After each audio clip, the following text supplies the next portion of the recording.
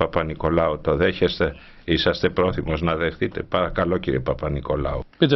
Παρακαλώ το ερώτημά σας. Άκουσα με πολύ προσοχή τον κύριο Φάρατς για μια ακόμη φορά να επαναλαμβάνει τη θέση του. Ότι θέλει η Ελλάδα να φύγει από την Ευρωζώνη και να φύγει από το ευρώ, να επιστρέψει στο εθνικό της νόμισμα, στη δραχμή. Και μας είπε μάλιστα σήμερα ότι αν συμβεί αυτό, ο τουρισμός θα πάει καλύτερα, όλα θα πάνε καλύτερα.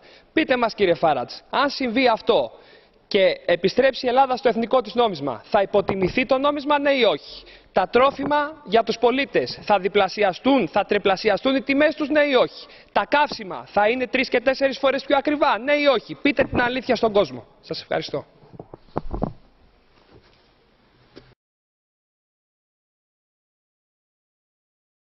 Well, a reintroduced drachma would probably be 50 to 60% lower than its... 50 με 60% χαμηλότερα από την τωρινή της ισοτιμία θα είναι η δραχμή αν επανεισαχθεί. Αυτό είναι φανερό.